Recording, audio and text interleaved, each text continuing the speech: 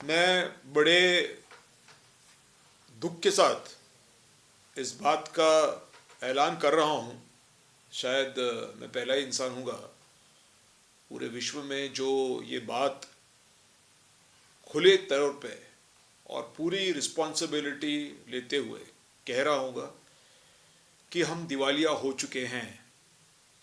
भारत सरकार और महाराष्ट्र सरकार दोनों भी सरकारें दिवालिया हो चुकी हैं।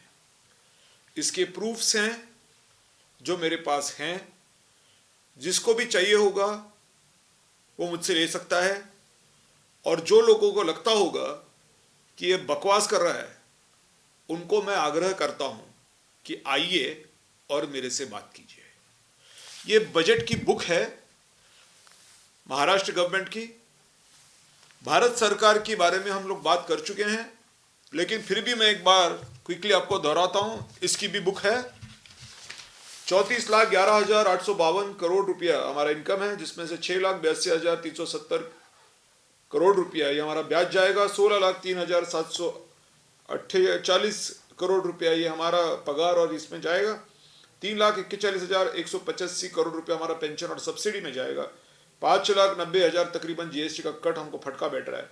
2,72,948 करोड़ ये डिफेंस में हमारा जा रहा है। यानी जो खर्चा हम टाल ही नहीं सकते हैं, वो खर्चा हमको करना ही पड़ेगा, नहीं तो हम लोग टूट जाएंगे। उसका अगर हमने हिसाब लगा दिया तो इसमें ही हम 77,399 करोड़ से माइनस चल रहे हैं, और हमको कोई कर्जा नहीं दे रहा है। अगर कर्जा दिया होता तो पहले सरी का ये भी साल निकल गया होता, मगर इस साल 25-26 में किसी भी गवर्नमेंट डिपार्टमेंट को 1 रुपया भी नहीं आया है, किसी को भी नहीं आया है। और ये मैं बड़े रिस्पॉन्सिबिलिटी के साथ में बोल रहा हूँ, क्योंकि मैं देख चुका हूँ ग्राम पंचायत के अंदर, नगर परिषद के अंदर, डीपीडीसी के अंदर भी जो पैसा आया है वो पहले लोगों का देने का पैसा है। नया पैसा कुछ भी नहीं है। तो नया पैसा नहीं है, इसकी वजह यह है कि कर्जा नहीं मिल रहा है। किसको कर्जा नहीं मिलता है ऐसा आपको लगता है? जो दिवालिया हो गया है। जो दिवालिया हो जाता है उसको कर्जा नहीं मिलता है। भारत सरकार दिवालिया हो चुका है, और जो दिवालिया है वो आगे इनकम बढ़ाने के लिए कोई भी रास्ता अपनाने को तैयार नहीं है। ये बहुत दुख की बात है।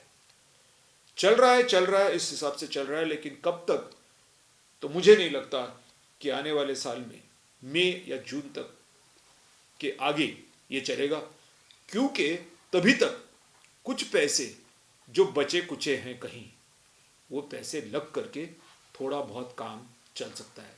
मगर मार्च एंडिंग होने के बाद बिल्कुल भी भारत सरकार के पास पैसा नहीं बचने वाला है।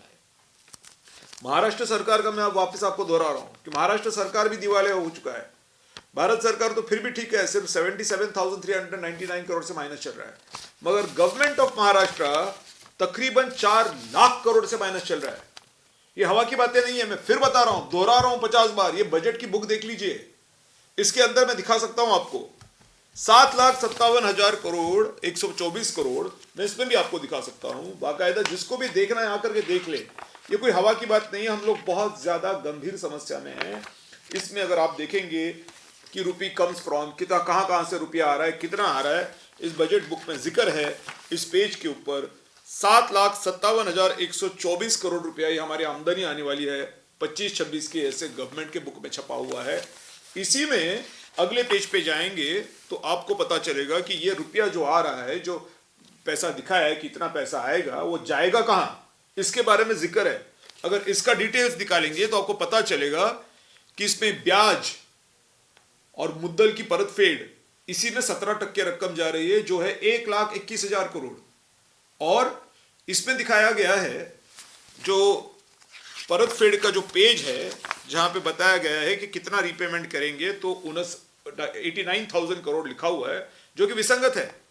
लेकिन अगर हमने इसको भी मान लिया कि ठीक है भाई, आपको 1,21,000 करोड़ जो आपके इस पेज पे दिख रहे हैं वो आपको इस पेज पे नहीं दिखाना है, कोई बात नहीं, आप 89,000 करोड़ से ही आगे चलते हैं। तो इस 89,352 करोड़ हमको देना है ब्याज।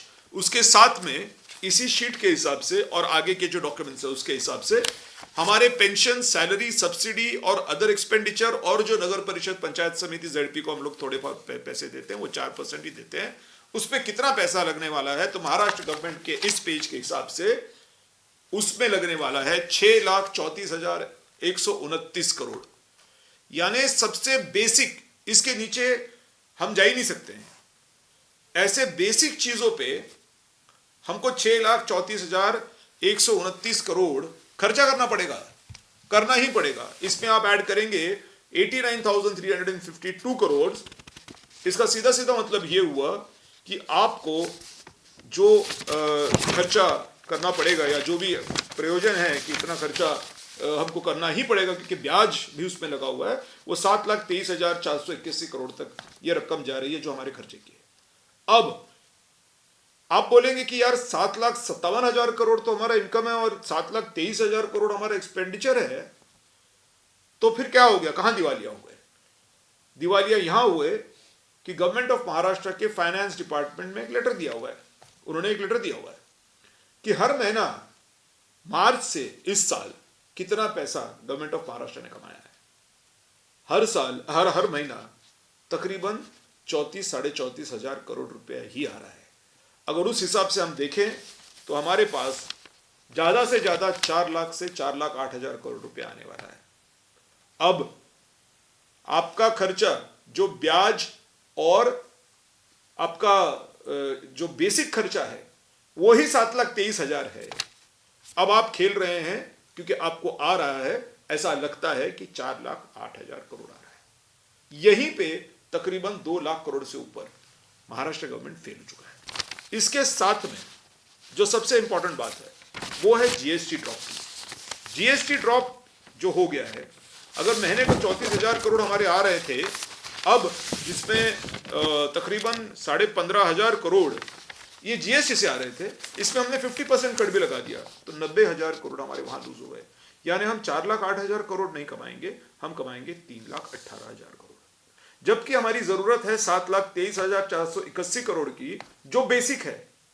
मैं फिर दोहरा रहा हूं कि उसमें क्या आने वाला है। इसके शीट में ये बजट बुक है, मैं वापस दोहरा रहा हूं, ये शीट देख लीजिएगा। मैं फिर एक बार बता रहा हूं, दिवालिया हो चुका है महाराष्ट्र, दिवालिया हो चुका है गवर्नमेंट ऑफ इंडिया। और ये मेरा ओपन तरीके से ऐलान है कि जिसको भी इसके अंदर पूछताछ करनी है वो पहले किताब पढ़ ले। ये किताब को बोलते हैं pink book, government of Maharashtra budget book. और गवर्नमेंट ऑफ इंडिया का जो बजट है, हाइलाइट्स की features of budget government of India 25-26, इसके अंदर आपको बाकायदा ये दिख जाएगा। तो ये दोहराने की बात इसलिए आती है क्योंकि ये बहुत बड़ा मामला है। इन जो interest, establishment, pension, subsidy, GST, defence, ये गवर्नमेंट ऑफ इंडिया का था। वैसे ही गवर्नमेंट ऑफ महाराष्ट्र का जो 6,34,129 करोड़ की बात कर रहा हूं, उसके अंदर भी pension, salary, subsidy, other expenditure, इसके अंदर ही ये पैसा जा रहा है। मतलब डेवलपमेंट स्कीम के लिए एक भी रुपया नहीं है। इसलिए गवर्नमेंट ऑफ महाराष्ट्र अपने एमएलएस को एक भी रुपया नहीं दे पाया है। 23 नवंबर 2024 को एमएलएस बने हैं, अब 9 दिसंबर 2025 चल रहा है। एक भी रुपया, single rupee government of Maharashtra अपने एमएलएस को नहीं दे पाया है।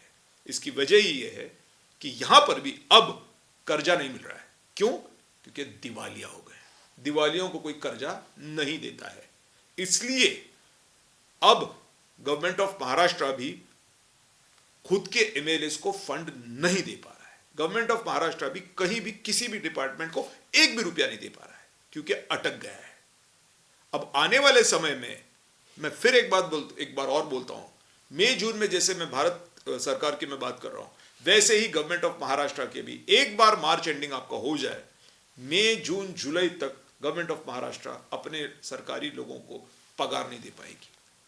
ये एक बहुत ही गंभीर चीज है और इस देश के अंदर किसी ने भी ये बात प्रूफ के साथ नहीं बोली है, न किसी ने हिम्मत की है।